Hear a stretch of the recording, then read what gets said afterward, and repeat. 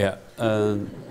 Just give you a very quick, brief introduction about Huawei as a company.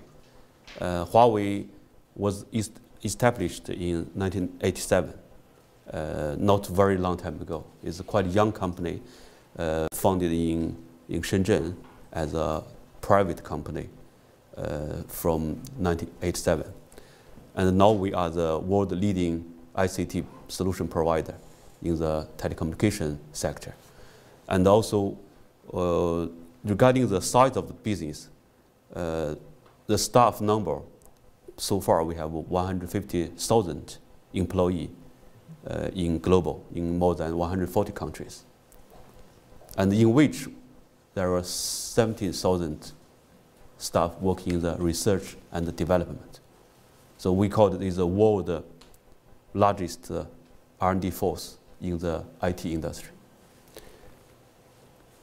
Last year, we achieved $35.3 billion in revenue. So this is, as Xiaolan mentioned, is the world's largest telco supplier in the industry.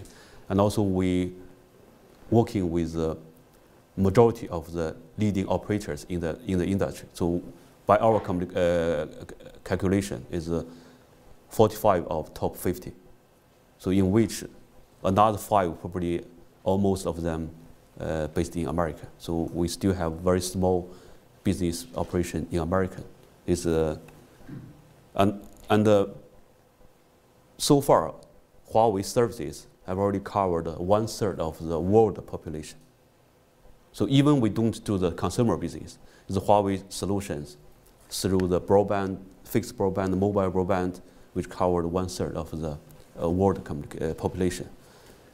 And for business, we have 3 business areas. One is we call the carrier business, which means the telecommunication operators like British Telecom, Vodafone, O2.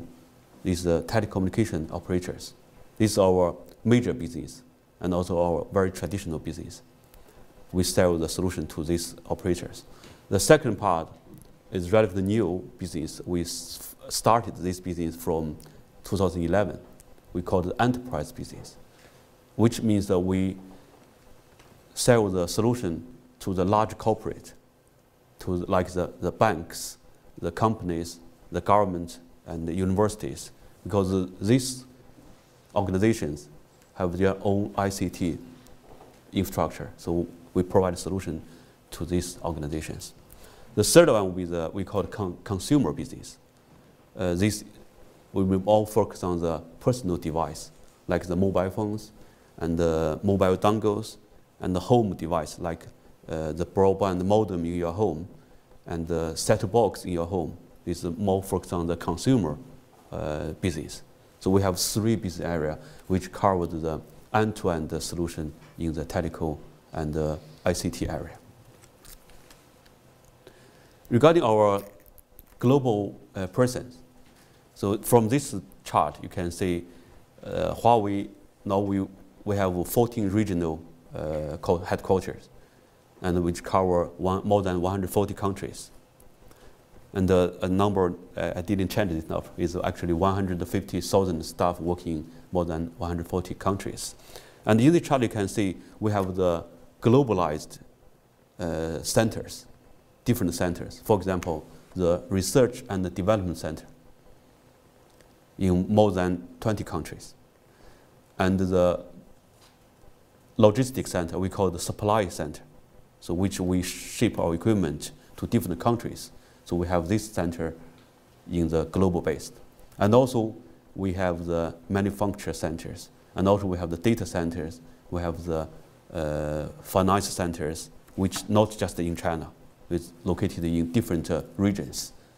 This is our global presence and cover our global business. Let me tell you the story about Huawei. So from the beginning, I will tell you 3 stages about Huawei. So the first one will be 1987 to 1992. We call it the starting up.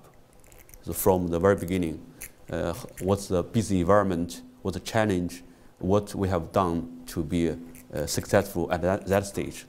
So as you probably know, in the later 1980s, so in China, the economic reformation is in the very important stage because China started to open the market to start the economic reformation from the earlier 1980s. And the central government set up the special economic zone in Shenzhen where Huawei founded. At that stage, overall in China, the majority of economy dominated by the state-owned companies. So the overall economic is the state-owned company controlled. And there are very few private companies which allowed to start in Shenzhen at that time. So Huawei is one of the company, is a private company, the 5 founders. So they have, I think from current number is $2,000. So they start Huawei business from 1987. And the first business they do is to do the PBX, the small exchange switch.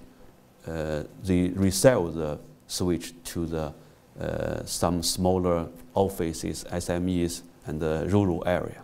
So resell is the distributor at that stage. But there was something happened because this company, you can see the Hongnian, this company, they stopped the contract with Huawei, stopped the reseller contract. So Huawei, the management at that stage, they start to the independent research and development from 1990. So this is the first time Huawei had his own research capability. It's very small but very important. And in 1992, the first product Huawei designed and developed product we called HJD 48 is actually the 48 lines switch designed by Huawei is the first product. This is the overall environment at that moment. Regarding Huawei at that stage, so the major market is not in the city, even not in the major rural area. It's very beginning in the very rural village and the very small companies to use small equipment. This is the beginning of the Huawei. So we start the business from the very rural area, and we start to develop our own product from the first stage. So this is very important.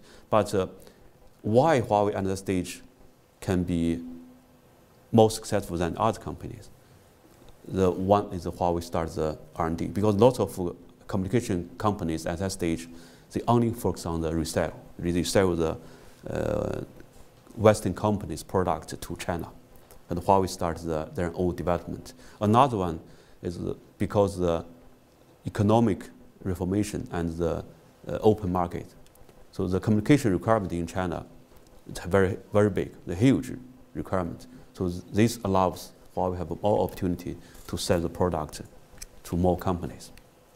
The second stage you can see is the very important stage for Huawei to grow the business. You can see some numbers. This stage, the telecommunications industry in China grew very rapidly. You can see some numbers. There are telephone subscribers grew 50.5 times from 11 million to 171 million. That's a very big growth. And for the mobile subscribers, grew from 1,500 times, from 170K to 85 million. So the market grew very rapidly. And the second one is free market communication. So the telecom market is the first sector the Chinese government opened that market. It's a fair communication between the companies which comes from different area. Like you can see the most of the famous telecommunication providers, they were very active working in China, like the Lucent, Ericsson, Motorola, NEC, Fujitsu, etc. They all very active in China market. And also there are some Chinese vendors at that stage. So the top 4 will be we call the Great Dragon, Datang, ZTE, and Huawei. So these are Huawei Chinese independent research and development companies in China to provide the telecommunication solutions. So the competition is open, but the competition was very strong at the stage. I can tell some numbers. At that time, so when the people want to apply for the telephone, fixed line telephone from the operators, it was very expensive. I remember it was 6,000 RMB, actually 600 pounds, to apply for a telephone number at that stage. And you know, at this moment, when you apply for the telephone, it will be free. If you sign 18 months contract, they give you a monthly package, then free of charge to set up, free of charge, very good telephone set in your home. At that stage, the setup fee was 6,000 RMB, 600 pounds, very expensive. To reflect to the profit to the major suppliers from Western countries, for example, Lucent, Ericsson, their profit rate at that stage, we remember it was 500%, the margin. It's a very, very good profit at that stage. So this is why the consumer need to pay 6,000 RMB to install one telephone numbers. So that's, I think, the competition situation in China. Actually, Huawei and other Chinese companies, so we leverage our own development to lower the overall cost in China, to drive the business model into the reality. Actually, for China, in China at that time, each family, the annual income probably less than 6,000 RMB. They cannot afford 6,000 RMB for a telephone in their home. It's very expensive. It's probably for some family to have a telephone in home, it was their dream. So that was the situation. The Huawei, we developed a solution and to lower the cost to address the customer requirement at that stage. Just give some examples. Because Huawei at that stage, we still focus on the rural area, because the major cities and the big cities, so they are still dominated by the foreigner companies like Ericsson and Lucent. And we work with the local authorities and local office to provide them the smaller volume communication switches and the transmission systems to allow them to have the affordable solution in the rural area. At that stage, the Huawei took a lot of risk as well. The risk reflects two areas. One is the financial risk. We need to share risk with the local authority. And also, the Huawei staff at that stage, the working condition in the rural area were very poor. Even some areas there was no transportation you can get there. So for some villages, you need to hire the carriage from the local farm, then to go to the site to install the equipment at that stage. So it's the condition, working condition, very poor. But Huawei at that time, so all the staff worked very hard to work with the local authority, to work with the customer to to deliver our commitment to address customer requirement. So this we call the customer first, is one of our culture. And number two, at that stage, so we have a very different capability from other companies. We call the customization. Because at that time, if the smaller operator want to buy the equipment from Western companies, if they have the requirement, so I cannot have the 200 lines rather than 10,000 lines, they would say no, because they have lots of business with the major cities. They have no idea, they have no time to deal with this requirement. The Huawei will work with them to develop the customized solution for this area. So this is we call this customer first, customer relation, and also to manage the cost at that stage. So with the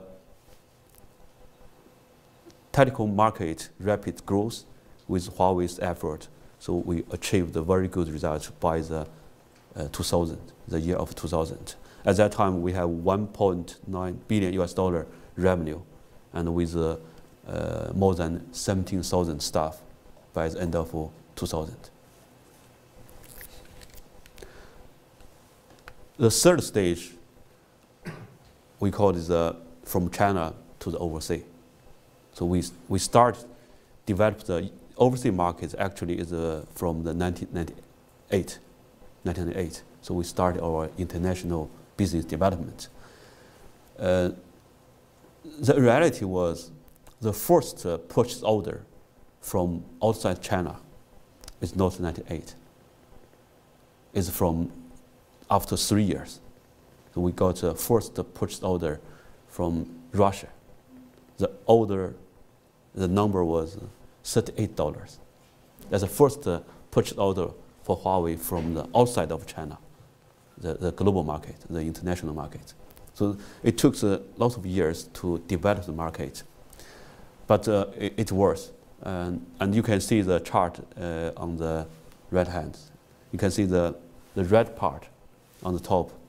This is the revenue, proportion of the revenue from the international market. The blue part, there was a revenue from the domestic market, from China. So you can see now the international revenue is more than the domestic revenue. So more than 68% of revenue is from out of China. So this is the company strategy from 2000, year of 2000, started the overseas market development. Another factor in that stage, because to develop the international market, it's not just because of you have the product, that you have your team to be in that country. So how to transform your company from a Chinese company to an international company. And later on, I will talk about from international company to a globalized company. So it's a different stage. So the first stage, the Chinese companies, we will majorly work in China to work with the Chinese customer to provide the product to them. So it's purely Chinese culture environment. Then second stage, we will sell a product from China to different countries. So actually, it's still China-centric. So the management, the product, everything in China. We just have the sales team and probably some customer service team in the local countries. So the turning point for Huawei was 2005 at this stage. So we signed the first global contract with British Telecom in 2005. So you mentioned it was 25 million US dollars in 2005.